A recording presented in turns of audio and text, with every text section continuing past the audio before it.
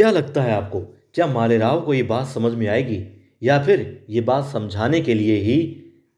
की कोशिश करते हुए ही यशवंतराव फणसे और मालेराव होलकर के बीच में लड़ाई हो रही है, तलवारें मयान से बाहर आ रही हैं और बीच में बीच बचाव करते हुए आना पड़ रहा है गंगूबा को। जी हाँ, वैसे तो देखिए कमाल की बात है, एक तरफ तो मालेराव होलकर अपनी बहन मुक्ता के लिए अच्छा वर चाहता है और जब देखता है भले पैसे कम हैं लेकिन दिल का बहुत अच्छा है और औरतों की बहुत इज्जत करता है यशवंतराव फणसे। बस इसी बात को ध्यान में रखते हुए यशवंत की शादी मुक्ता के साथ में उसने होने दी। हमने देखा भी जब वो मंदिर में देवी अहिल्या के सामने हरकुबाई भी होती है, यशवंत होता है और साथ में मुक्ता होती है, तब यशवंत राव फणसे को देखते हुए मालेराव कहता है कि हाँ ठीक है, तुम योग्य हो। हालांकि पहले योग्य नहीं लगते थे। तब उसने कौन सी बात पर ध्यान दिया था, वो जब यशवंत राव ने बचाया था मालेराव और देवी अहिल्या को उस जंगल में दुश्मनों के बीच से। और तब जो दुश्मन औरतें थी जिन्होंने धोखा दिया था,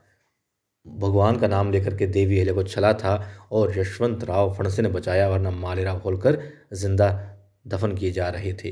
तब उन औरतों के बारे में जब बात आई तो यशवंत ने कहा था कि उनके घर वालों ने उन्हें सिखाया है कि स्त्री सदैव माँ तुल्य ही होती है, चाहे कोई भी हो उसकी इज्जत हमें करनी ही चाहिए, बेशक वो दुश्मन ही क्यों ना हो, मगर उसकी इज्जत करनी चाहिए। ये बात उसने ध्यान में की थी, मगर अब वो ये बात क्यों भूल गया है कि औरतों की इज्जत तो उसे भी करनी चाहिए, औरतों की इज्जत तो मालेराव होलकर को भी करनी चाहिए। और जैसे कि खंडेराव होलकर को बताया गया था कि होलकरों का ये विशेष तौर पर काम रहा है, धर्म रहा है एक तरीके से, कि स्त्री के आंखों से आंसू ना बहे, मगर ये मालेराव होलकर आंसू ही बहा रहा है। उसे इसी में लग रहा है कि खुशी मिल रही है कि मैं ना रोए और ये हंसे। खैर, ये बात समझाने के लिए शायद यशवंतराव फणसे पहुंचते हैं कि उन्होंने 2 बार देखा है कि मालेराव होलकर बहुत बुरे तरीके से सलूक करते हैं मैना के साथ में, और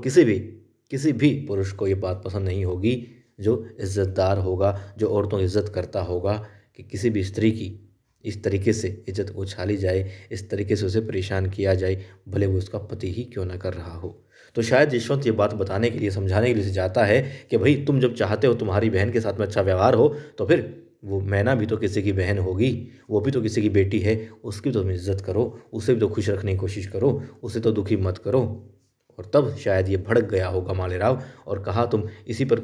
थोड़ा कूद रहे हो ना, यही तुम्हें लग रहा है कि हाँ तूने बहुत बड़ा काम कर दिया है, हम पर एहसान कर दिया है। किसानों के लिए पानी की व्यवस्था करने की जो तुमने अच्छी व्यवस्था की है, सस्ती व्यवस्था की है, खाका तैयार किया है, और हमने अपने नाम से इसे बाबा साहिब यानी मल्हार राव सूबेदार जी के समक्ष दे दिया।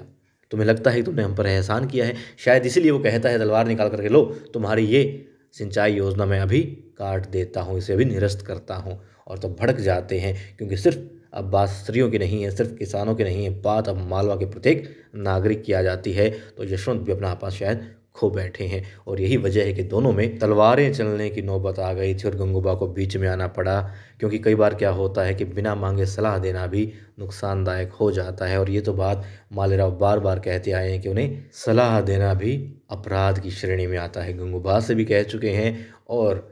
हल्के से मतलब इशारों में ये बात वो मैनाबाई को भी समझा चुके हैं। तो क्या लगता है कब समझ में आएगी ये बात, या फिर आएगी ही नहीं मालेराव को? क्योंकि अब हर कोई समझने लगा है कि हम मालेराव किस दिशा में जा रहा है। सिर्फ मल्हार राव सूबेदार जी की आंखों पर अभी उसने पर्दा डाला हुआ है, बाकी सब लोग जो उसके हितैषी थे, जो उसे अच्छा समझते थे, जान गए हैं हकीकत उसकी। तो किस तरीके से प्रयास होंगे और क्या वो बदल पाएंगे खुद की इस नीयत को?